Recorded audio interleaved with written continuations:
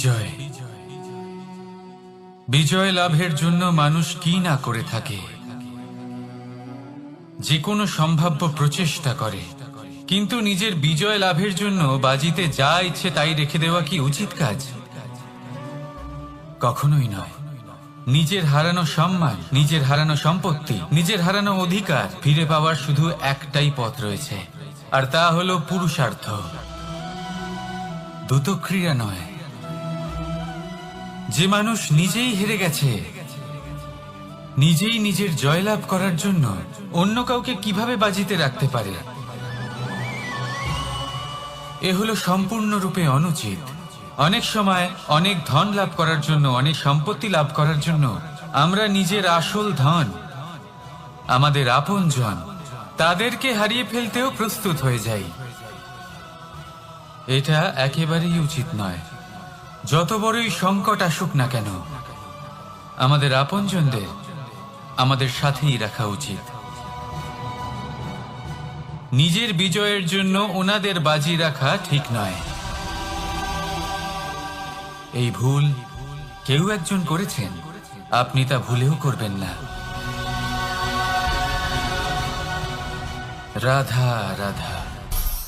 নারী জন্মসূত্রে কারোর কন্যা, ধর্মসূত্রে কারোর পত্নী, আর কর্মসূত্রে কারোর মা।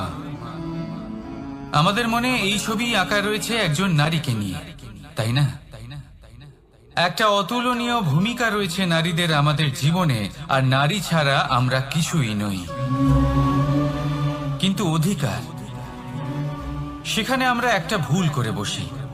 যখন নারী একজন কন্যা থাকে, যখন সে জন্ম নেয়, তখন তার উপর অধিকার থাকে তার পিতার। আর তারপর যখন বিয়ে হয়ে যায়, তখন তার অস্তিত্বের উপর অধিকার থাকে তার স্বামী। আর যখন তিনি মা হন, তখন নিজেই তিনি জীবনের সমস্ত অধিকার দিয়ে দেন তার সন্তানকে। কিন্তু আমরা কি কখনো এটা ভেবেছি এই জীবন হলো তার নিজের? যে নারী সবার কল্যাণ করছেন, তার জীবনের অধিকারও তার কাছেই থাকা উচিত, তাই না? তার নিজের জীবনের সিদ্ধান্ত সে নিজেই নিতে পারেন, নিজেই নিজের ভাগ্যের রচয়িতা হতে পারেন। আর এর জন্য আমাদের নিজেদের পাল্টাতে হবে, দৃষ্টিভঙ্গি পাল্টাতে হবে। কারণ এই ধারণা সেটা আজ বা কালকের ব্যাপার নয়, এটা ঘটে চলেছে বহু বছর ধরে, আর চলতেই থাকবে যদি আমরা এটা না বদলাই। আর এটা তখনই সম্ভব হবে যখন আমরা নিজেদের মধ্যে পরিবর্তন আনব। তাই আজকের পর থেকে, এই মুহূর্ত থেকে, কোনো নারীর ওপর অকারণ অধিকার স্থাপনের আগে সহস্রবার ভেবে দেখবেন। কারণ যখন নারী নিজের অধিকার কেড়ে নিতে বাধ্য হবেন, তখন শুধু এবং শুধুমাত্র বিনাশই ঘটবে। রাধা রাধা।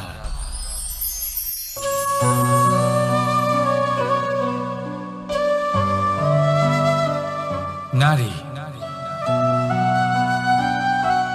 পুরুষরা যাকে নাম দিয়েছেন ত্রিয়া, কেন দিয়েছেন, কে দিয়েছেন, কেউ তা জানে না।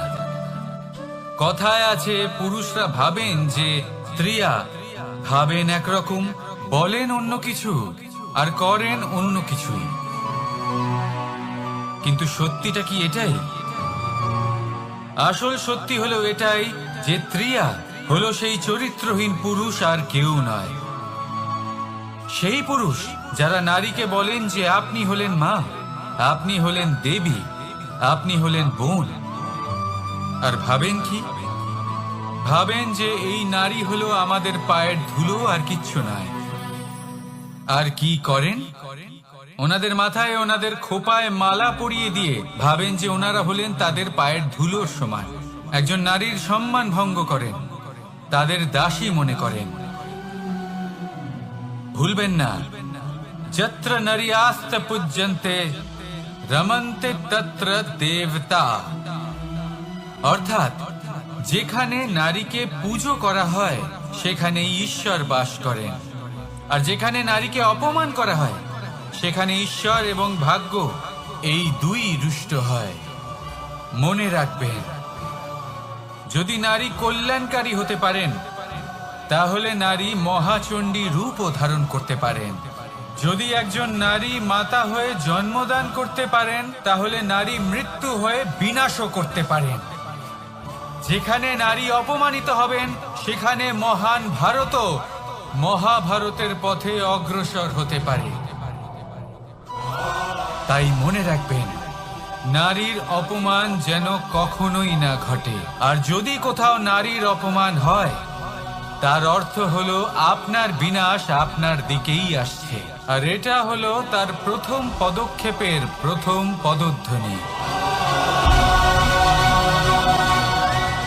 রাধা রাধা। যদি সন্তান কোনো দুষ্কর্ম করে, তাহলে সেই অপরাধ শুধু কি সেই সন্তানের? না, যদি সন্তান দুষ্কর্ম করে, তাহলে অপরাধী তার মাতা পিতাও, যারা পুত্রমোহর কারণে সেই অনুচিত কাজে তাকে বাধা দেননি। অপরাধী হলেন তার পিতামহ, যিনি নিজের কর্তব্যবোধের কারণে নিজের পরিবারের যত্ন নেননি, যিনি সন্তানকে কখনো শাস্তি দেননি। অপরাধী হলেন তার সেই গুরুও, যিনি নিজের শিষ্যের সেই দুষ্কর্ম দেখেও তাকে প্রতিহত করতে পারেননি। একজন হবু রাজার কর্তব্য হলো নিজের প্রজার কাছে সে যেন এক উদাহরণ প্রস্তুত করতে পারে। কিন্তু যদি এত অনুচিত উদাহরণ প্রস্তুত হয়ে থাকে, তাহলে মা বাবার, বাড়ির বয়োজ্যেষ্ঠদের কর্তব্য হলো ওনারা যেন সেটা সেখানেই থামায়, হয় ভালোবেসে, নয়তো শাস্তি দিয়ে। যদি না থামানো হয়, তাহলে মহাভারত অবশ্যম্ভাবী। অনেক ব্যক্তির মনে একটা প্রশ্ন জাগে আমাকে আর রাধাকে নিয়ে। বলেন যে, না আমি আর রাধা একসাথে থাকি, না আমাদের বিয়ে হয়েছে, আমি এখানে দ্বারকাতে, ও ওখানে বর্ষণাতে, তাও এত ভালোবাসা কি করে? এ কেমন সম্পর্ক? আমি তাদের একটা সহজ কথা বলতে চাই। আপনি কখনো আয়নার দিকে দেখেছেন? নিজের দুই চোখের দিকে তাকিয়ে জিজ্ঞাসা করুন, এই দুই চোখ একসাথে কেন বন্ধ হয়? একসাথে কেন খোলে? একসাথে কেন ঘুমোয়? একসাথে কেন কাঁদে? আজীবন কোনো এক মানুষের সাথে সম্পর্ক রাখা অবশ্যই সম্ভব, তাদের সাথে দেখা না করে। আমার আর রাধার ভালোবাসাও কিছুটা এরকমই, আর কিছুটা এরকমই হয় ভালোবাসা দুই নয়নের মতো, যারা কখনোই মিলিত হবে না, কিন্তু চিরকালের জন্য একসাথে জুড়ে থাকবে। এই অনুভূতি নিঃস্বার্থ হয়, আর এই নিঃস্বার্থ ভালোবাসা আপনাকে আনন্দের পথে অগ্রসর করে। জীবনে সবসময় নিঃস্বার্থভাবে ভালোবাসুন, শুধুমাত্র আনন্দই পাবেন। তাহলে আসুন আমার সাথে নিঃস্বার্থভাবে ভালোবেসে বলুন, রাধা রাধা। মানুষ, কোন ব্যক্তির নির্মাণ হয় কিভাবে?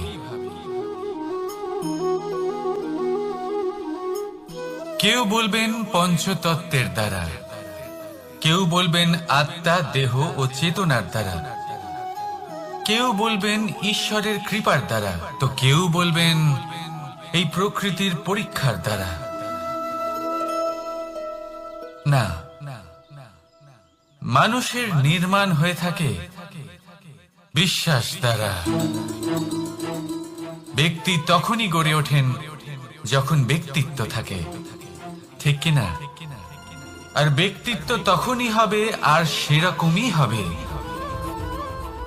যেরকম বিশ্বাস আপনি নিজের উপরে রাখবেন। যদি আপনি মনে করেন আপনি বিষের ন্যায় হবেন, তাহলে আপনি বিষাক্তই হবেন।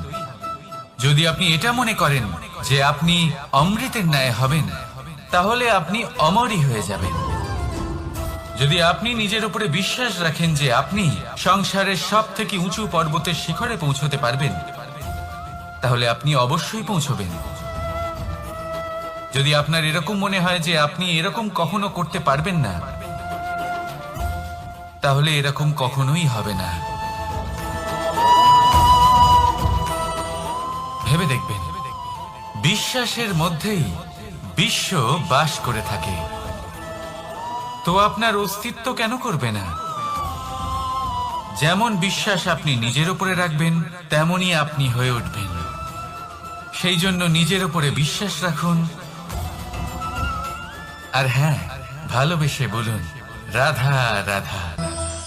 শত্রুতা, একজন মানুষ অন্য মানুষের সাথে শত্রুতা করে বসেন।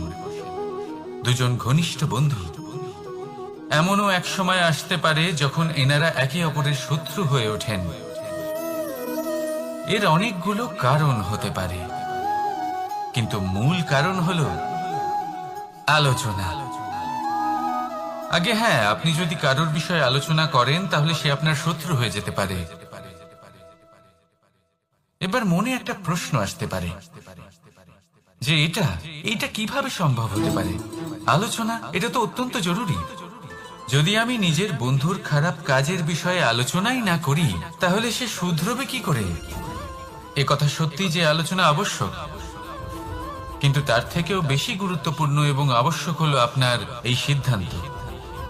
সিদ্ধান্ত এটাই যে আপনার এই আলোচনা কোন স্থানে করবেন। যদি এটা সবার সামনে করবেন ভাবেন, তাহলে তা অপমানও হয়ে যেতে পারে। যদি এটা আলাদাভাবে করেন তাহলে তা পরামর্শ হয়ে যায়। অপমান কেউ স্বীকার করতে পারেন না, কিন্তু পরামর্শ সকলের ভালো লাগে। তাহলে যদি আপন কারোর জন্য ভালো কিছু চান, কাউকে শুধরে দিতে চান, আর আপনার মনে হয় আলোচনা আবশ্যক, তাহলে সর্বপ্রথম সময়, পরিস্থিতি আর স্থানের কথা মনে রাখবেন। নয়তো এই আলোচনা আপনাকে খুব ভোগাতে পারে। তাহলে আসুন আমার সাথে ভালোবেসে বলুন রাধা রাধা। আপনার জীবনেও কি সমস্যা রয়েছে? অবশ্যই থাকবে। প্রত্যেকের জীবনেই সমস্যা থাকে। প্রত্যেক মানুষ জিজ্ঞাসাও করেন যে এই সমস্যা আসলে কি আর কেন আসে জীবনে। আপনাকে একটা কথা বলে দিই যে সমস্যা আসলে সেটা নয় যা আপনার পথে বাধা সৃষ্টি করে, বরং সমস্যা হলো সেটাই যেটা আপনি তখন দেখতে পান যখন আপনার একাগ্রতা আপনার পথ থেকে, আপনার লক্ষ্য থেকে সরে যেতে থাকে। আর এই সমস্যাগুলি দূর করার জন্য, এর সমাধান করার জন্য একটাই পথ আছে। নিজের সমস্ত ভাবনা আরো একবার একাগ্র করুন নিজের পথের দিকে, নিজের লক্ষ্যের দিকে। আপনার সমস্ত ভাবনা যদি কেন্দ্রীভূত হয় নিজের লক্ষ্যে, তাহলে এই সমস্যা দূরে থাকবে। যদি এরকম না হয়, যদি আপনার মন একটু অন্যদিকে চলে যায়, তাহলে এই সমস্ত সমস্যা আবার সামনে চলে আসে আর বাড়তেও থাকে। দেখুন, যেখানে আপনার লক্ষ্য রয়েছে, বান যদি সেখানেই চালাতে হয়, তাহলে দৃষ্টি তো সেদিকেই রাখতে হবে। তবেই তো আপনি সেই লক্ষ্য ভেদ করতে পারবেন। সেই জন্য মনে রাখবেন, সর্বদা লক্ষ্য রাখবেন নিজের পথে, সেই পথেই সামনে এগোতে থাকুন নিজের লক্ষ্যের দিকে। আপনি যত সামনে এগোতে থাকবেন এই সমস্যা তত পিছিয়ে যাবে। তাহলে আসুন আমার সাথে ভালোবেসে বলুন রাধা রাধা। এই পাখিরা সত্যি খুব সুন্দর, আমার খুব ভালো লাগে।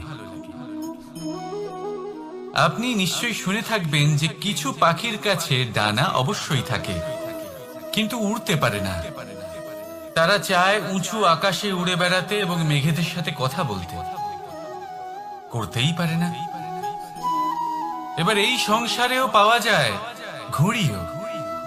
এদের মধ্যে না জীবন আছে, না প্রাণ আছে, আর না আছে ডানা, কিন্তু এরা আকাশের সাথে কথা বলে, হাওয়ার বেগের সাথে কথা বলে, আনন্দ করে, উৎফুল্ল হয়ে ওঠে। আকাশে জীবনের কিছু মুহূর্ত কাটায়। তার কারণ কি হতে পারে? কারণ হলো সুতো। এই সুতো যদি সঠিক হাতে থাকে, তাহলে এই কাগজের তৈরি ঘুড়িও আকাশের উচ্চতায় উড়ে বেড়াতে পারে। এবার এই সুতো আসলে কি? এই সুতো হলো আসলে ভালোবাসা, এই সুতো হলো আসলে বিশ্বাসের। আর এটা আপনি দিয়ে থাকেন তাদের হাতে যাদের আপনি বিশ্বাস করেন, যাদের আপনি নিজের সর্বস্ব দিয়ে দেন। ভেবে দেখুন, এই ভালোবাসা আর বিশ্বাসের সুতো আপনি যদি সঠিক মানুষের হাতে দিয়ে দেন, তাহলে আপনি অনেক উচ্চতায় উঠতে পারবেন, আকাশের উচ্চতায় উড়ে বেড়াতে পারবেন, মেঘের সাথে কথা বলতে পারবেন, পাখিদের মতো উড়তে পারবেন, যা ইচ্ছে তাই করতে পারবেন। শুধু এই মানুষ সঠিক হতে হবে, এমন একজন মানুষ যার মনে আপনার জন্য ভালোবাসা রয়েছে, এমন এক মানুষ যার মনে কোনো স্বার্থ নেই, যিনি পরোপকারী, এমন একজন ব্যক্তি যিনি আপনার অস্তিত্বকে বাইরে নিয়ে আসতে পারবেন, তাকে উজ্জ্বল করে তুলবেন। তাহলে ভালোবাসুন, আনন্দ করতে থাকুন, আর এই আনন্দ সহকারে বলুন, রাধা রাধা। আমরা সকলে এমন ব্যক্তির সাথে থাকতে চাই যারা খুব মিষ্টি কথা বলেন, যাদের ব্যবহার আমাদের ভালো লাগে, যারা দেখতে সুন্দর হন, যাদের আমরা পছন্দ করি। আর সব সময় এমন ব্যক্তির থেকে দূরে থাকতে চেষ্টা করি যাদেরকে আমরা পছন্দ করি না, যাদের কথা আমাদের খারাপ লাগে, যাদের কথা একটু কঠোর হয়। আমরা সব সময় চেষ্টা করি এদের থেকে দূরে থাকার, ঠিক কিনা? কিন্তু যদি বাস্তবটা দেখি, তাহলে এই কঠোরতা জীবনে শান্তির প্রলেপ দেয়। ওষুধও একটু কড়াই হয়, কিন্তু এ কি করে? আমাদের সুস্থ করে তোলে। ঠিক সেইভাবেই ভালোবাসার এই অধ্যায় একটু কঠিন, একটু কড়াও মনে হতে পারে, কিন্তু এর ফল সবসময় আপনাদের স্বাস্থ্যের পক্ষে ভালোই হয়। সেই জন্য যদি কেউ আপনার নিন্দে করে, আপনাকে কড়া কথা শোনায়, আপনার ব্যাপারে আলোচনা করে, তার মানে এটা নয় যে সে আপনার শত্রু। হতে পারে তিনি আপনার বন্ধু হন, আপনার জন্য ভালো চান, আপনাকে শুধরে নিতে চান, আপনার মধ্যে কোনো পরিবর্তন দেখতে চান। সেই জন্য কখনো কারোর কথা শুনে বা কাউকে দেখে প্রাথমিকভাবে এই সিদ্ধান্ত নেবেন না যে তিনি আপনার শত্রু হন নাকি আপনার বন্ধু হন। এমনও শত্রু হয়ে থাকেন যে গুড়ের মতো মিষ্টি মিষ্টি কথা বলে আসলে আপনাকে বিষ পান করিয়ে দেবেন। আর এমনও বন্ধু থাকেন যারা আসলে নিমের মতো কড়া কথা বলেন কিন্তু আপনাকে অমৃত পান করান। এদের মধ্যে পার্থক্য করতে জানতে হবে, কে আসলে শত্রু হন আবার কে আসলে মিত্র হন। এই পার্থক্য যখন আপনি করতে শিখবেন, তখন আপনি এই সংসারের সব থেকে সুখী প্রাণী হয়ে উঠবেন। এই পার্থক্য বোঝা সহজ নয়, কিন্তু অবশ্যই আবশ্যক। রাধা রাধা। অসুখ। এমন কোন মানুষ আছেন এই সংসারে যার অসুখ করে না?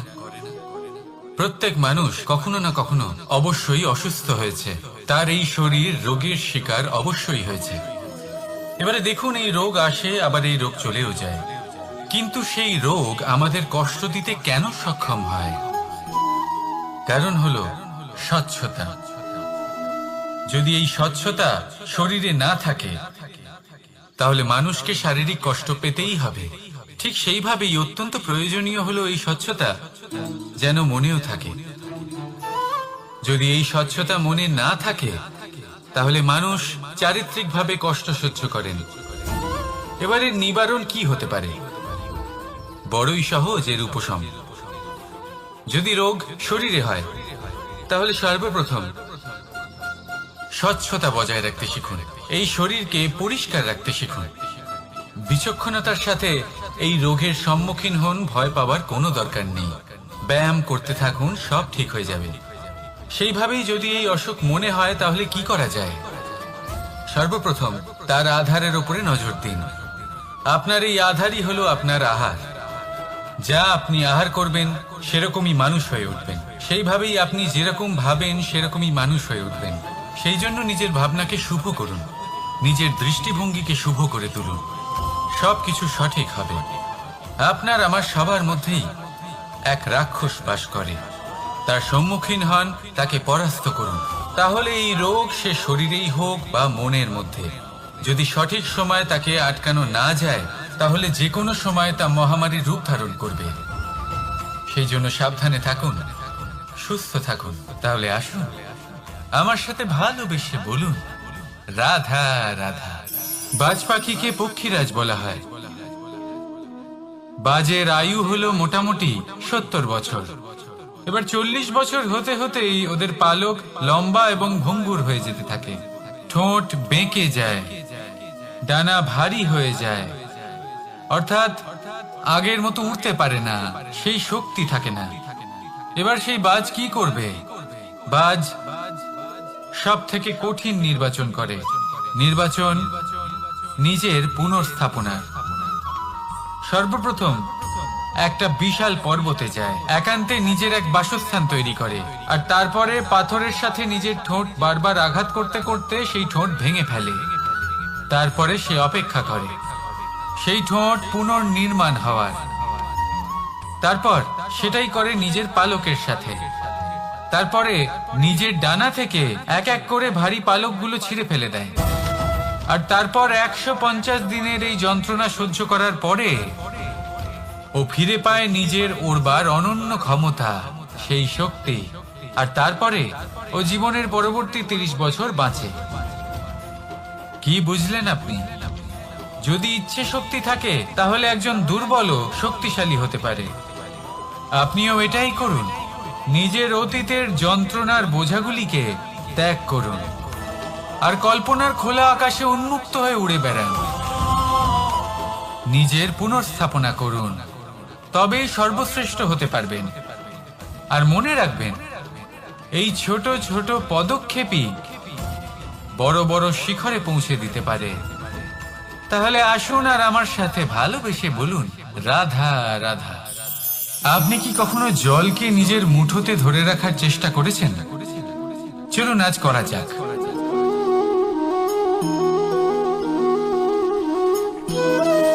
যদি আপনি নিজের মুঠো জোরে বন্ধ করেন, জল ধরে রাখতে পারবেন না। যদি আপনি তাকে এমনি বইতে দেন,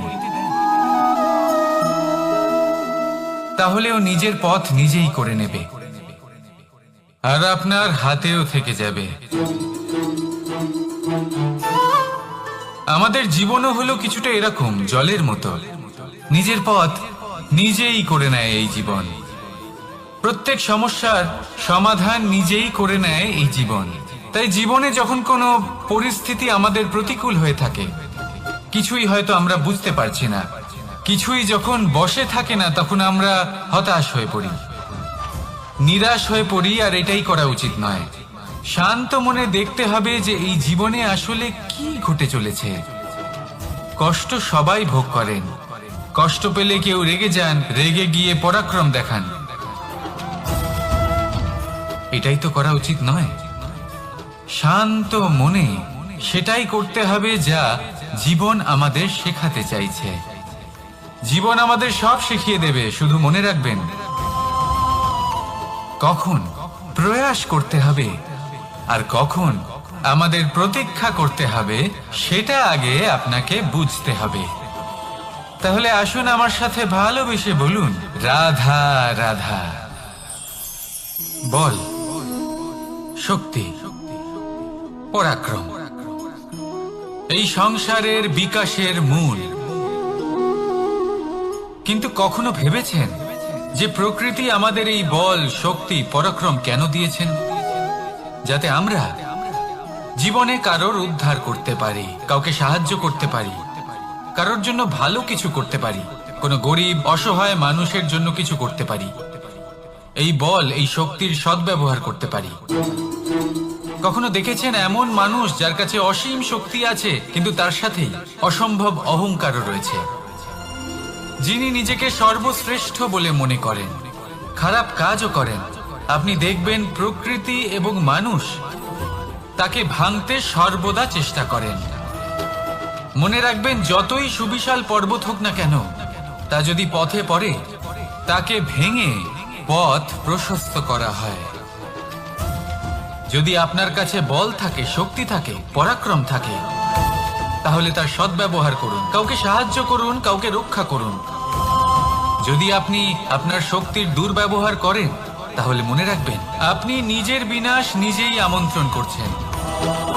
এবার বল অর্জন করার পরে, শক্তি অর্জন করার পরে আপনি নিজেকে বিনাশ করতে চান নাকি এই সংসারের উদ্ধার করতে চান, সিদ্ধান্ত আপনার।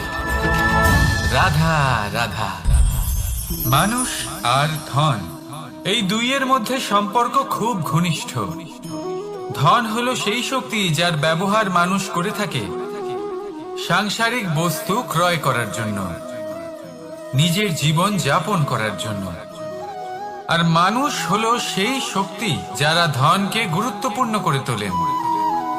এবার একটা কথা বলি, ব্যবহার করা উচিত ধনকে আর ভালোবাসা উচিত মানুষকে।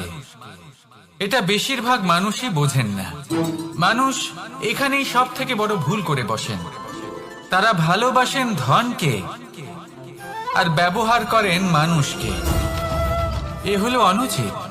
দেখুন, আপনি একটা সূচের দ্বারা যুদ্ধ করতে পারবেন না, আর কোনো তলোয়ার দ্বারা বস্ত্র সেলাই করতে পারবেন না, তাই না? কোনটা কিসের জন্য হয় সেটা বোঝা অত্যন্ত জরুরি। আপনিও সঠিক দিকে অগ্রসর হন।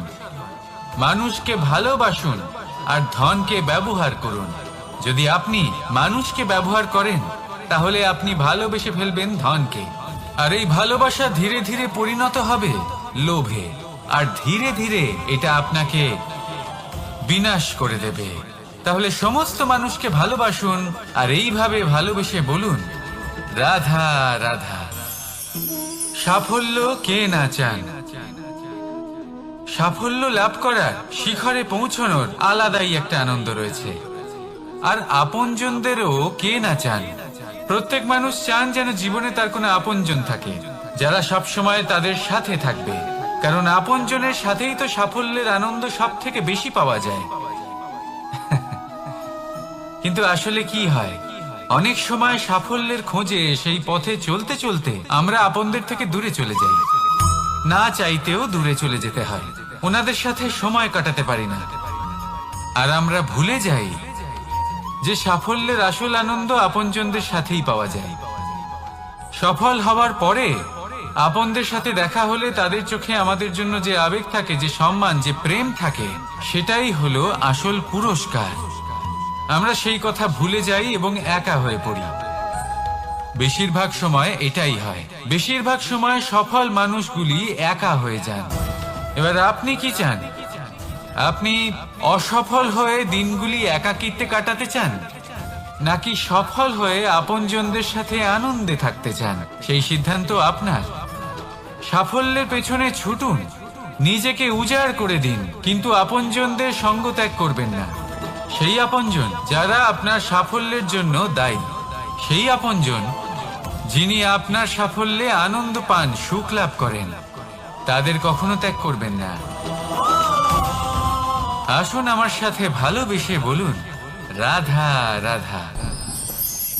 ভগবান আর ভক্ত যখন একাকার হয়ে যায়, যখন ভক্ত তার ভগবানের প্রতি এবং নিজের জীবনের উদ্দেশ্যের প্রতি সম্পূর্ণরূপে সমর্পিত হয়, তখন জন্ম নেয় ভক্তি। এই সংসারের সমস্ত আশা হয়তো আপনার সঙ্গ ত্যাগ করে দিতে পারে, তখনও ভক্তি সাথে থাকবে। ভক্ত আর ভগবান যখন একাকার হয়ে যায়, তাদের মধ্যে কোনো পার্থক্য থাকে না। তারা এক হয়ে যায়, এক ব্যক্তিত্ব, এক অস্তিত্ব। সেই জন্য কখনো জীবনে যে কোনো রূপেই, যে কোনো প্রকারেই, যে কোনো ঈশ্বরকে মান্য করুন। মনের মধ্যে শ্রদ্ধা ভাব জাগ্রত করুন, মনে ভক্তি ভাব জাগ্রত করুন। এই সমগ্র সংসারে সব কিছু আপনাকে ছেড়ে চলে গেলেও তখনও এই ভক্তি শুধুমাত্র আপনার উত্থান ঘটাবে। তাই মনে ভক্তি জাগ্রত করুন আর আমার সাথে ভালোবেসে বলুন, রাধা রাধা। শব্দই হলো শূন্য, শব্দই হলো আরম্ভ, শব্দই হলো অন্ত, শব্দই হলো অমর, শব্দই হলো ব্রহ্ম। এই শব্দ হলো অত্যন্ত বিশেষ। কেউ কাঁদলে তাকে হাসিয়ে তোলে, কেউ হাসলে তাকে কাঁদিয়ে দেয়। কারোর মনে উদ্দীপনা জাগিয়ে তুলতে পারে, আবার কারোর মনে কাঁটা হয়ে বিঁধে থাকতে পারে। একটা অত্যন্ত গুরুত্বপূর্ণ কথা যা বোঝা অত্যন্ত আবশ্যক। আপনার মন, আপনার হৃদয় যতই শুদ্ধ হোক না কেন, যতই পবিত্র হোক না কেন, আপনার দৃষ্টিভঙ্গি যতই স্পষ্ট হোক না কেন, যদি আপনার কথা পবিত্র না হয়, যদি আপনার শব্দ শুদ্ধ না হয়, তাহলে তা আপনাকে আপনার কর্মফল ভোগ করতে বাধ্য করবেই। একটা সহজ উদাহরণ দিই। আপনার জীবনে এমন কেউ অবশ্যই থাকবেন যাকে আপনি পছন্দ করেন না, যিনি হয়তো অধর্মী মানুষ, যিনি হয়তো দুর্বুদ্ধি সম্পন্ন মানুষ, কিন্তু তার জন্য অপশব্দ প্রয়োগ করলে তার মধ্যে কোনো পরিবর্তন আসবে না, তার মানসিকতা বদলাবে না, শুধু মনে প্রতিশোধ স্পৃহা জেগে উঠবে, মনে হিংসা জাগবে, আর কিচ্ছু নয়। সেই জন্য নিজের শব্দকে নিয়ন্ত্রণ করুন, নিজের কথা সংযত করুন। শ্রেষ্ঠ থেকে শ্রেষ্ঠতর মানুষকেও সাবধানী হতে হয়, কারণ যদি এই শব্দের প্রয়োগ সঠিক না হয়, তাহলে আজীবন মানুষকে নির্বাক হয়ে থাকতে হতে পারে। তাহলে নিজের শব্দ নিয়ন্ত্রিত রাখুন, নিজের কথাকে শুভ করুন, এতে প্রেমবোধ জাগিয়ে তুলুন, আর সেই প্রেমবোধ নিয়েই বলুন রাধা রাধা। বরদান এবং অভিশাপ, এই দুই হলো একই মুদ্রার দুটি পিঠ। এই বরদান আমরা অনেক কারণে পেতে পারি, কখনো নিজের পরিশ্রমের কারণে, কখনো নিজের তপস্যার কারণে, কখনো আমাদের পূর্বপুরুষদের কর্ম ও তপস্যার কারণে। কিন্তু এই বরদান কতক্ষণ বরদান থাকবে তা আমরা নিশ্চিত করতে পারি না, তা সুনিশ্চিত করে শুধুমাত্র আমাদের কর্ম। যদি আপনাকে উদাহরণ দিই, আপনি রেশমের কীট দেখেছেন? ও বরদান পেয়েছে যে ও নিজের সুরক্ষার জন্য খোলস বানাতে পারে। এবারও তাতে এত মত্ত হয়ে যায় যে এমন এক আবরণ বানিয়ে ফেলে যাতে সে নিজেই আবদ্ধ হয়ে চাপা পড়ে মরে যায়। এটার তাৎপর্য কি? তাৎপর্য খুবই সরল। গর্ব করা খুবই ভালো, কিন্তু অহংকার করা কখনোই উচিত নয়। যদি অহংকার মনের মধ্যে প্রবেশ করে, তাহলে এই বরদান অভিশাপে পরিণত হতে সময় লাগে না। আর যদি কর্মশ্রেষ্ঠ হয়, তাহলে অভিশাপ ও বরদানে পরিণত হয়। তাহলে আসুন শ্রেষ্ঠ কর্ম করুন, আর আমার সাথে ভালোবেসে বলুন রাধা রাধা। সুখ, দুঃখ, মৃত্যু, মহামারী, এগুলো কখনো বলে আসে না, আবার জিজ্ঞাসা করেও আসে না। এমনই হয় দ্রুত ক্রীড়ার এই খেলায়। এক কারাগারের মতো, একটা মাকড়সার জালের মতো।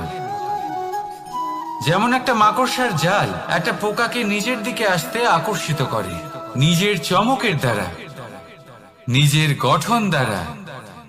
সেরকমই দ্রুত ক্রীড়ার এই খেলা মানুষকে নিজের দিকে আসতে প্ররোচিত করে। শেষে গিয়ে মানুষ আটকা পড়ে।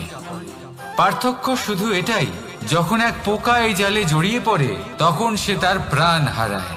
মানুষ যখন এই দ্রুত ক্রীড়ায় আকর্ষিত হয়, সে নিজের মান, নিজের ধন সব কিছু হারায়, নিজের বিবেক হারিয়ে ফেলে। কিন্তু আপনি আপনার বিবেক কখনোই হারাবেন না। যদি আপনার মনে লোভ চলে আসে, আপনি লোভী হয়ে ওঠেন। যদি আপনি দ্রুত ক্রীড়ার এই খেলায় আটকা পড়েন, তাহলে মনে রাখবেন, এই খেলা থেকে ফিরে আসা প্রায় অসম্ভবই বলা যায়। নিজের বিবেক কখনো হারাতে দেবেন না, কারণ বিনাশ আসার প্রথম লক্ষণ হলো বিবেকের বোধ চলে যাওয়া। এই প্ররোচনায় কখনো পা দেবেন না। আর আমার সাথে ভালোবেসে বলুন রাধা রাধা। বিজয়, বিজয় লাভের জন্য মানুষ কি না করে থাকে, যে কোনো সম্ভাব্য প্রচেষ্টা করে। কিন্তু নিজের বিজয় লাভের জন্য বাজিতে যা ইচ্ছে তাই রেখে দেওয়া কি উচিত কাজ? কখনোই নয়। নিজের হারানো সম্মান, নিজের হারানো সম্পত্তি, নিজের হারানো অধিকার ফিরে পাওয়ার শুধু একটাই পথ রয়েছে, আর তা হলো পুরুষার্থ, দ্রুত ক্রীড়া নয়। যে মানুষ নিজেই হেরে গেছে, নিজেই নিজের জয়লাভ করার জন্য অন্য কাউকে কিভাবে বাজিতে রাখতে পারে? এ হলো সম্পূর্ণরূপে অনুচিত। অনেক সময় অনেক ধন লাভ করার জন্য, অনেক সম্পত্তি লাভ করার জন্য আমরা নিজের আসল ধন, আমাদের আপনজন, তাদেরকে হারিয়ে ফেলতেও প্রস্তুত হয়ে যাই। এটা একেবারেই উচিত নয়। যত বড়ই সংকট আসুক না কেন, আমাদের আপনজনদের আমাদের সাথেই রাখা উচিত। নিজের বিজয়ের জন্য ওনাদের বাজি রাখা ঠিক নয়।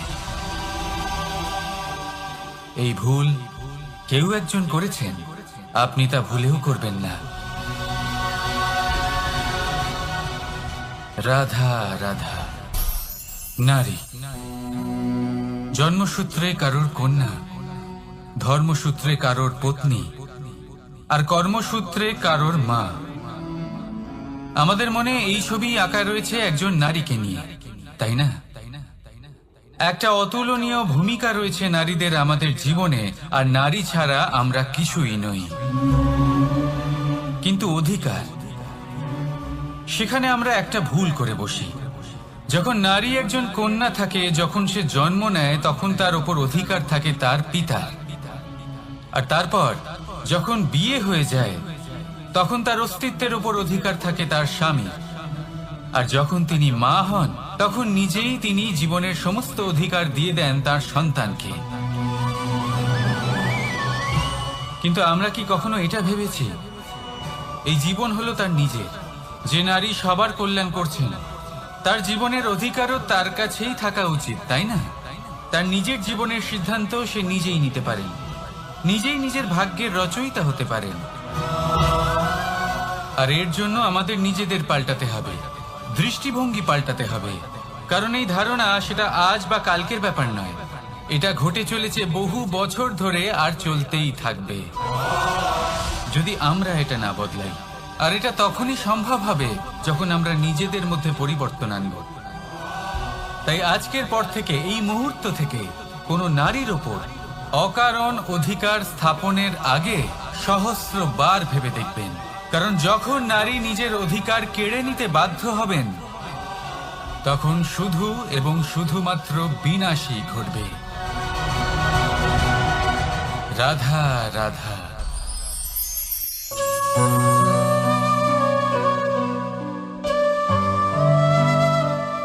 নারী, পুরুষরা যাকে নাম দিয়েছেন ত্রিয়া, কেন দিয়েছেন, কে দিয়েছেন, কেউ তা জানে না। কথায় আছে, পুরুষরা ভাবেন যে ত্রিয়া, ভাবেন একরকম, বলেন অন্য কিছু, আর করেন অন্য কিছু। কিন্তু সত্যিটা কি এটাই? আসল সত্যি হলো এটাই যে ত্রিয়া হলো সেই চরিত্রহীন পুরুষ, আর কেউ নয়। সেই পুরুষ যারা নারীকে বলেন যে আপনি হলেন মা, আপনি হলেন দেবী, আপনি হলেন বোন। আর ভাবেন কি? ভাবেন যে এই নারী হলো আমাদের পায়ের ধুলো, আর কিচ্ছু নয়। আর কি করেন? ওনাদের মাথায়, ওনাদের খোপায় মালা পরিয়ে দিয়ে ভাবেন যে ওনারা হলেন তাদের পায়ের ধুলোর সমান।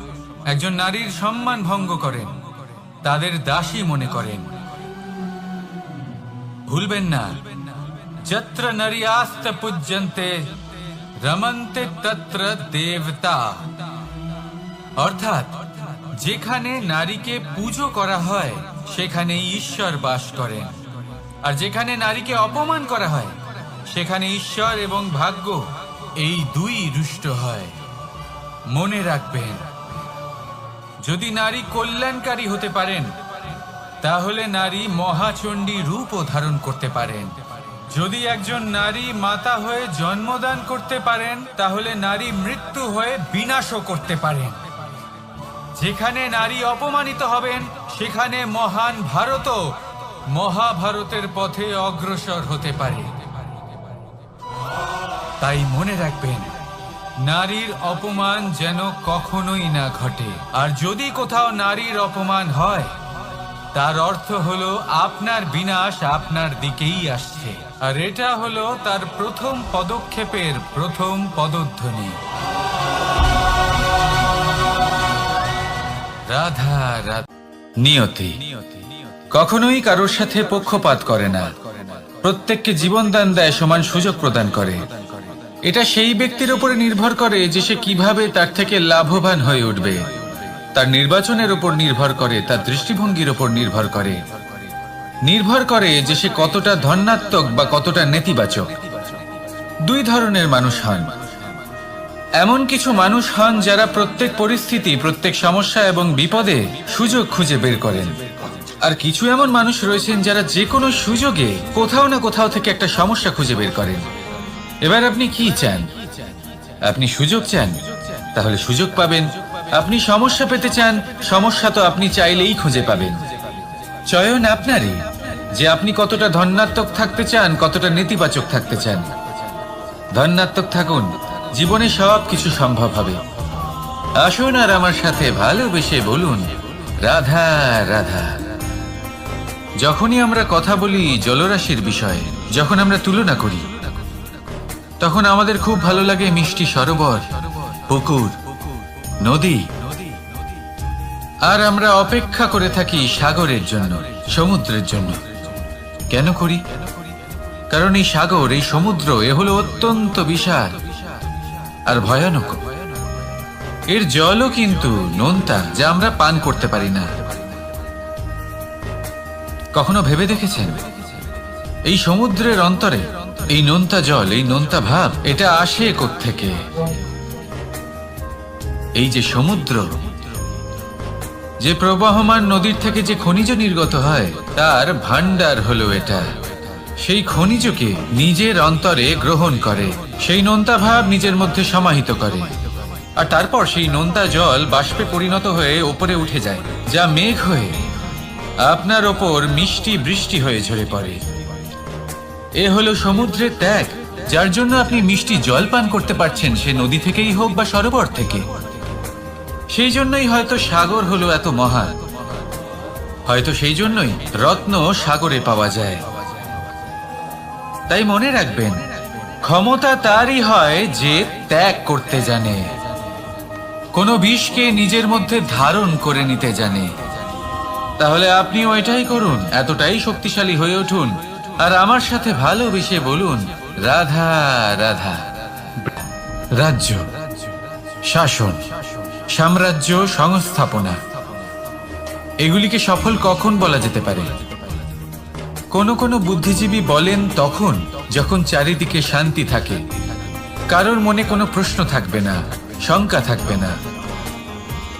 কিন্তু আমার মনে হয় এটা অনুচিত। কোনো রাজ্যের পক্ষে বা কোনো শাসনকালে সব থেকে বড় সংকট তখন আসে যখন সব থেকে বেশি যোগ্য ব্যক্তি বা সব থেকে বেশি বিদ্বান ব্যক্তিও শুধু মুখদর্শক হয়ে বসে থাকেন। মনে প্রশ্ন আসতে থাকে কিন্তু জিজ্ঞেস করেন না, শঙ্কা উৎপন্ন হয় কিন্তু ব্যক্ত করতে পারেন না। এটা খুবই অনুচিত। এই যে প্রশ্ন, তা আসা খুব ভালো। এই প্রশ্ন অকারণে আসে না, কোনো সমস্যার কারণেই আসে। এই প্রশ্নের দ্বারা আপনি সেই সমস্যাগুলি দেখতে পাবেন যাতে আপনি এতদিন অনভিজ্ঞ ছিলেন। আর যত প্রশ্নের নিবারণ আপনি করবেন, ততই আপনার রাজ্য, আপনার শাসন আরো শ্রেষ্ঠ হয়ে উঠবে। এই প্রশ্ন, এই শঙ্কা, এগুলো আপনাকে সমাধানের চূড়াতে অবশ্যই নিয়ে যাবে।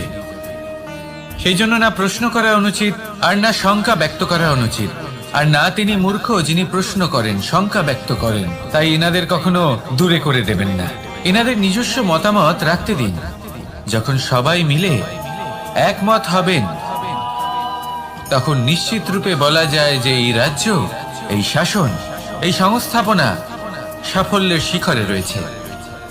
তাহলে আসুন আর আমার সাথে ভালোবেসে বলুন রাধা রাধা। কোনো প্রাণী, মানুষ অত্যন্ত চঞ্চল হয়, একদম জলের মতো। জলও অত্যন্ত চঞ্চল, অত্যন্ত উৎসুক। জল সবসময় উৎসুক হয়ে থাকে আকাশের কাছে যাবার জন্য। সেই জন্য সে নিজেকে জ্বালায়, বাষ্প হয়, আর আকাশে পৌঁছে মেঘে সমাহিত হয়ে যায়। তারপর সেই জল উৎসাহিত হয়ে থাকে যে ও কবে বৃষ্টির ধারা হয়ে মাটিতে ঝরে পড়বে। প্রখর বায়ুর বেগ সহ্য করে। আপনি কি কখনো কোনো জলের ধারা দেখেছেন? তার সামনে যতই মাটি থাকুক না কেন, যতই কাদা থাকুক না কেন, যখন এই জলের ধারা বইতে আরম্ভ করে দেয়, তখন এই কাদাকে নিজেই ধুয়ে নিয়ে যায়। ওই কাদাকে ধুয়ে দেয় এবং নিজের পথ নিজেই তৈরি করে নেয়। তাহলে আপনিও এরকম জলের মতো হয়ে উঠুন।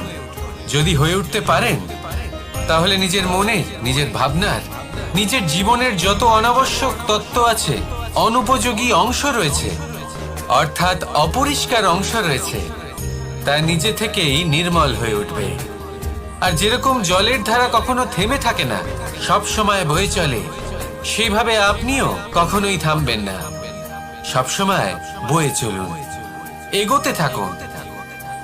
পথে যদি অনেক বিপদ আসে, সমস্যা আসে, থামবেন না, তার উপর নিরন্তর প্রহার করুন, নিরন্তর প্রয়াস করুন আর অগ্রসর হন। আপনি ভেবে দেখুন, এই জলের ধারা কখনো থেমে থাকে না, সবসময় বয়ে চলে, বিপদের সম্মুখীন হয়ে তাকে সাথে বয়ে নিয়ে চলে। সেই জন্য জলের ধারা, প্রবাহমান এই ধারা, এর থেকে কখনো দুর্গন্ধ আসে না, এতে কখনো ময়লা জমতে পারে না, বরং পালিত হয় সুন্দর প্রাণবন্ত জীবজন্তু, যেমন সুন্দর ছোট মাছ। তাই আপনিও এটাই করুন, কখনো থামবেন না, শুধু চলতে থাকুন, জলের ধারার মতো বইতে থাকুন। আপনি আপনার লক্ষ্য অবশ্যই খুঁজে পাবেন, আর তার সাথে নিজের অন্তরের যে মালিন্য রয়েছে, তা আপনি নিজেই নিজের থেকে দূরে করে দেবেন। তাহলে আসুন আর আমার সাথে ভালোবেসে বলুন, রাধা রাধা। সময়, জীবন, কাল। দেখতে গেলে এই তিনটি শব্দ একটি শব্দেরই সমার্থক শব্দ মনে হয়, কিন্তু এই শব্দগুলির অর্থ কি সমান? কখনোই নয়। হ্যাঁ, এই সময় চলতে থাকে, জীবন চলতে থাকে, কালচক্র চলতে থাকে। এই সময় কেটে যায়, কিন্তু এই জীবন, একে যাপন করতে হয়। কি বলেন? এই জীবনে কিছু করুন বা কিছু না করুন, জীবন এমনি কেটে যাবে, আপনি জানতেও পারবেন না। কিন্তু সেটা আমাদের উদ্দেশ্য নয়, একে যাপন করতে হবে। এই জীবনে প্রেরণা পেতে শিখুন, প্রেরণা দিতে শিখুন, আহ্বান গ্রহণ করতে শিখুন, আহ্বান জানাতে শিখুন, মহান কাজ করতে শিখুন, ধন্যাত্মক বোধ জাগিয়ে তুলুন। জীবন অতিবাহিত করার অর্থ কি, তা আপনি শিখে যাবেন। কারণ সময় কেটে যায়, সমস্ত যুগ কেটে যায়, কিন্তু জীবনের রীতি জীবন কাটিয়ে দেওয়া নয়, জীবন যাপন করা। এই জীবন সম্পূর্ণরূপে অনুভব করতে হবে, নতুন পথ বানাতে হবে। এবারে যদি এই জীবন বাঁচার সময় একবার ভেবে দেখুন, যদি মনে প্রেম থাকে, সদ্ভাবনা থাকে, তাহলে কি হবে? এই জীবনকে বাঁচার অনুভূতিটাই অন্যরকম হয়ে যাবে, একটা আনন্দময় অনুভূতি লাভ করবেন। তাহলে এটাই করুন আর আমার সাথে ভালোবেসে বলুন, রাধা রাধা। এবার অনেক সময় মানুষের মনে এরকম প্রশ্ন আসে যে এই সংসারে সব থেকে বড় বিপদ কি? কেউ বলে ধর্ম সংকট, আবার কেউ বলে প্রাণের উপর আসা সংকট। প্রত্যেক মানুষের জীবনে বিভিন্ন সংকট আসে, আর এই সমস্ত সংকট অত্যন্ত বিচিত্র হতে পারে। এই সমস্ত সংসার হলো সংকট দ্বারা পরিপূর্ণ। ঠিক আছে, আপনাকে একটা উদাহরণ দিই। একজন ধনী ব্যক্তি, এবার ওনার জীবনে সংকট কি হতে পারে? সংকট এটাই যে কেউ তার সম্পত্তি চুরি না করে নেয়, আমরা বুঝতে পারছি। এবার একজন চোর, তার জীবনে সংকট কি হতে পারে? যে চুরি করার সময় সে যদি তার একটা কাশি চাপতে না পারে, তাহলে সে ধরা পড়ে যেতে পারে, ঠিক কিনা? আবার অনেক সময় এমনও হয় যে যার জন্য আমি সংকট, সেও আমার কাছে সংকট। যেমন এই পরিস্থিতিতে দেখুন, সংকট হলো সংকট, এ তো জীবনে থাকবে, কিন্তু এর সম্মুখীন কিভাবে হওয়া যায়? বিপদ আপদ আপনাকে সন্ত্রস্ত করে রাখতে পারে, কিন্তু এই বিপদ প্রত্যেকের জীবনে কোনো না কোনো কারণে থাকে। এটা আপনাকে দেখায় যে আপনার মধ্যে কি খামতি রয়েছে, কেন রয়েছে। এই বিপদ হলো সেই মাধ্যম যার দ্বারা আপনি নিজের দুর্বলতাকে নিজের শক্তিতে পরিবর্তন করতে পারেন। একটা ফুলের দিকে তাকান। একটা ফুল তার বুকে যখন একটা সূচ বিঁধে এপার ওপার হয়ে যায়, শুধু তখনই আমাদের প্রভুর জন্য ফুলের মালা তৈরি করা যায়। সেই জন্য কখনোই বিপদকে ভয় পাবেন না, তার থেকে দূরে পালাবেন না, একে স্বাগত জানান। বোঝার চেষ্টা করুন এই বিপদ কেন আছে। যদি বিপদকে বুঝতে পারেন তবেই জীবনকে বুঝতে পারবেন। যদি জীবনকে বুঝতে পারেন তবে এই বিপদকে সম্পদে পরিণত করতে পারবেন। আসুন আর আমার সাথে ভালোবেসে বলুন, রাধা রাধা। কখনো কখনো মনে এই ভাবনা আসতেই পারে যে ঈশ্বর আজ পর্যন্ত এত রূপে অবতীর্ণ হয়েছেন, এতবার এই পৃথিবীতে এসেছেন, তারপরেও এই সংসারে কোথাও না কোথাও এই পাপ বসবাস করে। এটার কারণ কি? এটার কারণ আমরা স্বয়ংই। যখন কোনো ব্যক্তি এই পৃথিবীর পথপ্রদর্শন করে, এই সংসারকে উচিত দিশা দেখায়, এই সংসারের মঙ্গল করে, আমরা সেই ব্যক্তিকে মানুষ থেকে ঈশ্বর বানিয়ে ফেলি। সেই ব্যক্তির পতন স্বয়ং আমাদের হাতেই হয়ে যায়। কারণ সেই ব্যক্তি তার শ্বাস প্রশ্বাসের জন্য হয় না। সেই ব্যক্তি হলো সেই ভাবনা যা সে এই সংসারকে প্রদান করেছে। আমরা সেই ব্যক্তির ভাবনাটারই অন্ত করে দিই। এটা উচিত নয়। আমরা ওনাকে প্রভু মেনে নিই। প্রভু মানার পর আমরা ওনার কাছে প্রার্থনা করি, হে প্রভু আমাদের সাহায্য করুন। যদি উনি প্রভুও হন, তাও উনি পৃথিবীতে এসেছেন মনুষ্য রূপে। যা কর্ম করেছেন, যা শক্তি প্রাপ্ত করেছেন, এই দেহ থেকেই প্রাপ্ত করেছেন। আপনাদের এটা বোঝানোর জন্য যে এই কাজ আপনিও করতে পারেন। যারা সৎ আত্মা থাকেন তাদের জন্য সর্বশ্রেষ্ঠ শ্রদ্ধাঞ্জলি হলো এটাই যে আপনি তাদের পদচিহ্ন অনুসরণ করে চলুন। না ওনাদের স্মরণে থাকুন, না পুষ্পের মালা ওনাদের চরণে রাখুন, বরং তাদের ভাবনাকে অনুসরণ করে সেই ভাবনা নিয়ে এগিয়ে চলুন। এটা না শুধু আপনার জন্য, বরং সমগ্র সংসারের জন্য লাভদায়ক। তাহলে এটাই করুন আর আমার সাথে ভালোবেসে বলুন, রাধা রাধা।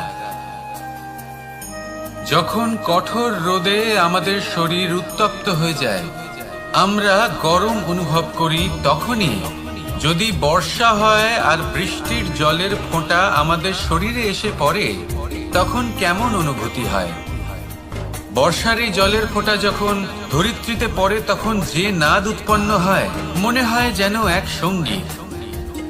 এমন এক সঙ্গীত যা স্থিরতার সাথে আমাদের বুঝিয়ে দেয় যে এই সূর্যের উত্তাপ, এই রোদ, তা চিরকালের জন্য থাকবে না। সূর্যের কিরণের যতই তেজ থাকুক, যখন বর্ষা আসবে এই রোদের কিরণকে শীতল করবে। সূর্যের তেজ যতই বেশি হোক না কেন, কখনো না কখনো কালো মেঘ আসবে আর সূর্যকে ঢেকে দেবে। অর্থাৎ এই প্রকৃতি আমাদের শিক্ষা দেয় যে কারোর প্রকাশ, যে কারোর মেধা চিরকাল টিকে থাকে না। এবার যদি কথা বলি অন্ধকারের বিষয়ে, তবে রাত্রির কালো অন্ধকারকে একটা জোনাকির আলো পরাজিত করে। অর্থাৎ অন্ধকারও চিরকালের জন্য বজায় থাকে না। এটা কি আমরা বুঝলাম? তবে আপনাদের দুটো সহজ প্রশ্ন করব। জীবনে যখন কিছুই আপনাদের সাথে চিরকাল থাকবে না, তাহলে অহংকার কি নিয়ে? আর জীবনে যদি প্রত্যেক দুঃখ, বিপদ, সমস্যা একটা সময় পর আপনাকে ছেড়ে চলে যায়, তাহলে পরাজয় মানবেন কেন? এই দুশ্চিন্তা ত্যাগ করুন, এই অহংকার ত্যাগ করুন, আসক্তি ত্যাগ করুন। আপনি কি কখনো কোনো জলের ধারা দেখেছেন? তার সামনে যতই মাটি থাকুক না কেন, যতই কাদা থাকুক না কেন, যখন এই জলের ধারা বইতে আরম্ভ করে দেয় তখন এই কাদাকে নিজেই ধুয়ে নিয়ে যায়। ওই কাদাকে ধুয়ে দেয় এবং নিজের পথ নিজেই তৈরি করে নেয়। তাহলে আপনিও এরকম জলের মতো হয়ে উঠুন। যদি হয়ে উঠতে পারেন তাহলে নিজের মনে, নিজের ভাবনার, নিজের জীবনের যত অনাবশ্যক তত্ত্ব আছে, অনুপযোগী অংশ রয়েছে, অর্থাৎ অপরিষ্কার অংশ রয়েছে, তা নিজে থেকেই নির্মল হয়ে উঠবে। আর যেরকম জলের ধারা কখনো থেমে থাকে না, সব সময় বয়ে চলে, সেইভাবে আপনিও কখনোই থামবেন না। সব সময় বয়ে চলুন, এগোতে থাকুন। পথে যদি অনেক বিপদ আসে, সমস্যা আসে, থামবেন না, তার উপর নিরন্তর প্রহার করুন, নিরন্তর প্রয়াস করুন আর অগ্রসর হন। আপনি ভেবে দেখুন, এই জলের ধারা কখনো থেমে থাকে না, সবসময় বয়ে চলে, বিপদের সম্মুখীন হয়ে তাকে সাথে বয়ে নিয়ে চলে। সেই জন্য জলের ধারা, প্রবাহমান এই ধারা, এর থেকে কখনো দুর্গন্ধ আসে না, এতে কখনো ময়লা জমতে পারে না, বরং পালিত হয় সুন্দর প্রাণবন্ত জীবজন্তু, যেমন সুন্দর ছোট মাছ। তাই আপনিও এটাই করুন, কখনো থামবেন না, শুধু চলতে থাকুন, জলের ধারার মতো বইতে থাকুন। আপনি আপনার লক্ষ্য অবশ্যই খুঁজে পাবেন, আর তার সাথে নিজের অন্তরের যে মালিন্য রয়েছে তা আপনি নিজেই নিজের থেকে দূরে করে দেবেন। তাহলে আসুন আর আমার সাথে ভালোবেসে বলুন, রাধা রাধা। সময়, জীবন, কাল। দেখতে গেলে এই তিনটি শব্দ একটি শব্দেরই সমার্থক শব্দ মনে হয়, কিন্তু এই শব্দগুলির অর্থ কি সমান? কখনোই নয়। হ্যাঁ, এই সময় চলতে থাকে, জীবন চলতে থাকে, কালচক্র চলতে থাকে। এই সময় কেটে যায়, কিন্তু এই জীবন, একে যাপন করতে হয়। কি বলেন? এই জীবনে কিছু করুন বা কিছু না করুন, জীবন এমনি কেটে যাবে, আপনি জানতেও পারবেন না। কিন্তু সেটা আমাদের উদ্দেশ্য নয়, একে যাপন করতে হবে। এই জীবনে প্রেরণা পেতে শিখুন, প্রেরণা দিতে শিখুন, আহ্বান গ্রহণ করতে শিখুন, আহ্বান জানাতে শিখুন, মহান কাজ করতে শিখুন, ধন্যাত্মক বোধ জাগিয়ে তুলুন। জীবন অতিবাহিত করার অর্থ কি তা আপনি শিখে যাবেন। কারণ সময় কেটে যায়, সমস্ত যুগ কেটে যায়, কিন্তু জীবনের রীতি জীবন কাটিয়ে দেওয়া নয়, জীবন যাপন করা। এই জীবন সম্পূর্ণরূপে অনুভব করতে হবে, নতুন পথ বানাতে হবে। এবারে যদি এই জীবন বাঁচার সময় একবার ভেবে দেখুন, যদি মনে প্রেম থাকে, সদ্ভাবনা থাকে, তাহলে কি হবে? এই জীবনকে বাঁচার অনুভূতিটাই অন্যরকম হয়ে যাবে, একটা আনন্দময় অনুভূতি লাভ করবেন। তাহলে এটাই করুন আর আমার সাথে ভালোবেসে বলুন, রাধা রাধা। এবার অনেক সময় মানুষের মনে এরকম প্রশ্ন আসে যে এই সংসারে সব থেকে বড় বিপদ কি? কেউ বলে ধর্ম সংকট, আবার কেউ বলে প্রাণের ওপর আসা সংকট। প্রত্যেক মানুষের জীবনে বিভিন্ন সংকট আসে, আর এই সমস্ত সংকট অত্যন্ত বিচিত্র হতে পারে। এই সমস্ত সংসার হলো সংকট দ্বারা পরিপূর্ণ। ঠিক আছে, আপনাকে একটা উদাহরণ দিই। একজন ধনী ব্যক্তি, এবার ওনার জীবনে সংকট কি হতে পারে? সংকট এটাই যে কেউ তার সম্পত্তি চুরি না করে নেয়, আমরা বুঝতে পারছি। এবার একজন চোর, তার জীবনে সংকট কি হতে পারে? যে চুরি করার সময় সে যদি তার একটা কাশি চাপতে না পারে, তাহলে সে ধরা পড়ে যেতে পারে, ঠিক কিনা? আবার অনেক সময় এমনও হয় যে যার জন্য আমি সংকট, সেও আমার কাছে সংকট। যেমন এই পরিস্থিতিতে দেখুন, সংকট হলো সংকট, এ তো জীবনে থাকবে, কিন্তু এর সম্মুখীন কিভাবে হওয়া যায়?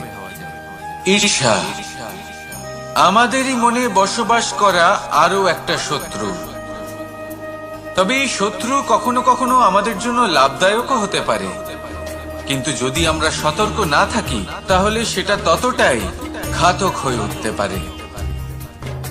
যদি আপনার কোনো প্রতিদ্বন্দ্বী থেকে থাকে যে এগিয়ে চলেছে, তাকে দেখে আপনার মনে ঈর্ষা উৎপন্ন হয়, আর ঈর্ষাবশত আপনি নিরন্তর চেষ্টা করতে থাকেন, পরিশ্রম করতে থাকেন সামনে এগোনোর জন্য, তাহলে তার দ্বারা আপনার বিকাশই হবে।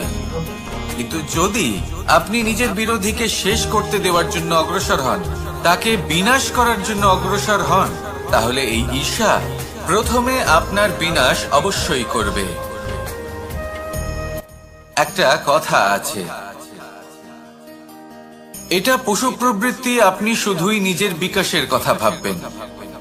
তিনিই হলেন প্রকৃত মানুষ, যিনি অন্য মানুষের জন্য প্রাণও দিতে পারেন।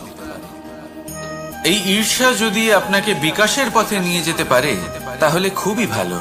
যদি আপনাকে অন্য কাউকে বিনাশ করে দেওয়ার পথে অগ্রসর করে তাহলে তার থেকে দূরে থাকাই ভালো। যেমন ধরুন, আপনার কাছে একটা সূচ আছে যার দ্বারা আপনি ছেঁড়া কাপড়ও সেলাই করতে পারবেন বা অন্য কারোর পাত্রে ছিদ্রও করে দিতে পারবেন। আপনি কি চাইবেন, নিজের বিকাশ নাকি অন্য কারোর বিনাশ? সিদ্ধান্ত আপনারই। আসুন আর আমার সাথে ভালোবেসে বলুন, রাধা রাধা। বিষ এবং অমৃত, এর ভিত্তিতেই সংসার চক্র চলতে থাকে। যখন সমুদ্র মন্থন হয়েছিল তখন এই দুই প্রাপ্ত হয়েছিল। প্রথমে বিষ পাওয়া গেল, তারপর অমৃত। জীবন মন্থন করলেও এগুলো লাভ করা যায়। এবার এই যে বিষ, তা হলো অমৃতের থেকে অনেক বেশি শক্তিশালী এবং সেই জন্যই অনেক বেশি ঘাতকও। এবার বোঝার চেষ্টা করি এই বিষ আসলে কি। যে কোনো বস্তু বা কোনো ভাব যদি মাত্রার থেকে বেশি পরিমাণে আপনার কাছে থাকে, প্রয়োজনের থেকে বেশি আপনার কাছে থাকে, তাহলে সেটা আপনার কাছে বিষ সমান হতে পারে। তা সে ধন হোক, শক্তি হোক, সম্মান হোক, ইত্যাদি ইত্যাদি। যদি আপনার কাছে এমন কিছু থেকে থাকে যা মাত্রার থেকে বেশি পরিমাণে আপনার কাছে আছে, তাহলে তাকে ভাগ করতে শিখুন। যদি আপনি ভাগ করতে শিখে যান তাহলে এই বিষই আপনার জন্য অমৃতে পরিণত হবে, আর তাদের কাছেও অমৃত সমান হয়ে উঠবে যাদের এই সাহায্যের প্রয়োজন। তাহলে ভাগ করে নিতে শিখুন আর আমার সাথে ভালোবেসে বলুন, রাধা রাধা। মানুষ বড়ই বিচিত্র প্রাণী। অধিক থেকে অধিকতর ধন লাভ করার চেষ্টায় নিজের শরীরকে নষ্ট করে ফেলেন, নিজের শক্তি হারিয়ে ফেলেন, নিজের সামর্থ্য হারিয়ে ফেলেন। আর যে ধন লাভ করেন সেটা কোথায় যায়? সেই শক্তি, সেই সামর্থ্যকে আবার ফিরে পাওয়ার জন্য। আর কিছু মানুষ জীবন এমন ভাবে যাপন করেন যেন তা কখনোই শেষ হবে না। কিন্তু শেষ তো সবারই হবে। আর যখনই শেষটা কাছে চলে আসে তখন মানুষ এটা বুঝতে পারেন যে সে জীবনকে উপভোগ করেন। তার কারণটা কি? লালসা। এই লালসা জন্ম দেয় লোভকে, আর এই লোভ জন্ম দেয় আপনারই বিনাশকে। সেই জন্য আজ আপনার কাছে যা কিছু আছে, যেমনটা আছে, তার সাথে জীবন যাপন করুন, পূর্ণরূপে যাপন করুন। আপনার কাছে যতই ধন, শক্তি, মান থাকুক, তা সবার মধ্যে ভাগ করতে শিখুন। ভাগ করলে ভালোবাসা বাড়ে, আর এই ভালোবাসা দ্বারা জীবন আরো সুখময় হয়ে ওঠে। তাহলে আসুন আর আমার সাথে ভালোবেসে বলুন, রাধা রাধা। মন, জীবনে যখনই কোনো বস্তু বা সুখ স্বাচ্ছন্দ্য অধিক মাত্রায় আপনার কাছে চলে আসে, তখন নিজেকে শ্রেষ্ঠ মনে করার একটা প্রবণতা দেখা যায়, যা হয় আত্মবিশ্বাসে পরিণত হয়, নয়তো অহংকারে। এবার আত্মবিশ্বাস আর অহংকারের মধ্যে অনেক বড় পার্থক্য রয়েছে। আমি এটা করতে পারি, আমি ওটাও করতে পারি, এ হলো আত্মবিশ্বাস। শুধুমাত্র আমি এটা করতে পারি, শুধুমাত্র আমি ওটাও করতে পারি, আমি হলাম সর্বশ্রেষ্ঠ, এটা হলো অহংকার। এবার এই অহংকারের ধ্বনি অনেক দূর প্রবাহিত হয়, আর এর প্রহার সর্বপ্রথম আপনাকে বিপর্যস্ত করে। এবার এই অহংকার এর বিপরীত শব্দ হলো, কোনো বাড়িতে, কোনো পরিবারে যখন কারোর জন্ম হয় তখন তা কত সুখের মুহূর্ত হয়। সেই ছোট্ট সন্তান যখন কিছুটা বড় হয়, সে হাঁটার চেষ্টা করে, আর সেই প্রক্রিয়াতেও খুব বড় একটা শিক্ষা লুকিয়ে রয়েছে, ঠেলে দেওয়া। যখন আপনি হাঁটতে চান, সামনে এগোতে চান, তখন আপনি কি করেন? নিজের পায়ের তলার যে মাটি তাকে আপনি পেছনে ঠেলে দেন। ব্যাস, এই একই জিনিস তো জীবনেও শিখতে হবে। এবার যদি আপনি জ্ঞানের পথে অগ্রসর হতে চান, তাহলে অজ্ঞানতাকে পেছনে সরিয়ে দিতে হবে। যদি আপনি প্রকাশের দিকে এগোতে চান, তাহলে অন্ধকারকে পেছনে সরিয়ে দিতে হবে। যদি আপনি ভবিষ্যতে সফল হতে চান, তাহলে অতীতের যে অসফলতাগুলিকে পেছনে সরিয়ে দিতে হবে। যে জল বইতে বইতে থেমে যায় তাকে আমরা নালা বলে থাকি, তার থেকে দুর্গন্ধ বের হয়। কিন্তু যে জল বইতেই থাকে তাকেই আমরা পবিত্র জল বলি।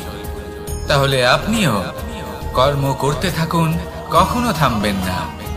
আর আমার সাথে ভালোবেসে বলুন, রাধা রাধা। যোগাসন। যোগাসনে আসন অত্যন্ত গুরুত্বপূর্ণ।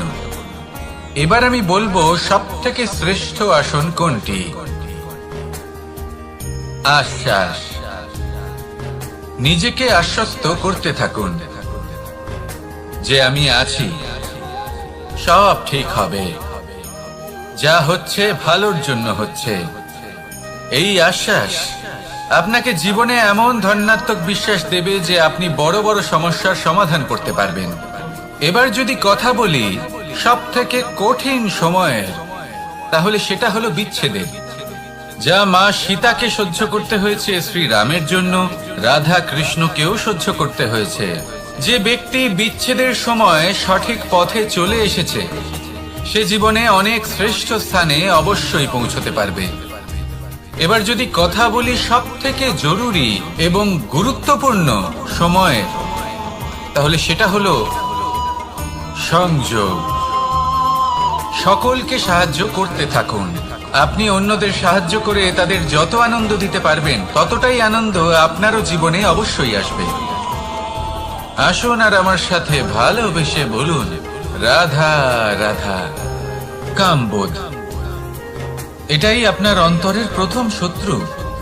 বেশিরভাগ মানুষই কামবোধ বলতে লালসা বোঝেন, কিন্তু এটা সম্পূর্ণ সত্য নয়। কামের আসল অর্থ হলো কামনা। এটা খুবই সহজ ব্যাপার। মনুষ্য শরীর থাকলে, মানুষের মন থাকলে এই কামনা অবশ্যই থাকবে। এবার এটাই দেখতে হবে যে এই কামনা নেতিবাচক কামনা নাকি ইতিবাচক কামনা। অন্য কারোর জিনিসে নজর দেওয়া, অন্য কোনো মানুষের উপর নজর দেওয়া, কোনো অনুচিত বস্তুর দিকে নজর দেওয়া, এই নেতিবাচক কামনা। আর এই দুষ্কামনা মানুষকে দিয়ে অপকর্ম করাবেই করাবে। তাই মনে রাখবেন, যে ব্যক্তি নিজের কামনাকে নিয়ন্ত্রণে রাখতে পারেন, তিনি সঠিক পথেও থাকেন, সঠিক লক্ষ্যে পৌঁছতেও পারেন। যিনি কামনা নিয়ন্ত্রণে রাখতে পারেন না, তিনি তার পথও হারিয়ে ফেলেন এবং লক্ষ্যচ্যুতও হন। তাই মনে রাখবেন, নিজের কামনাগুলিকে নিয়ন্ত্রণে রাখুন।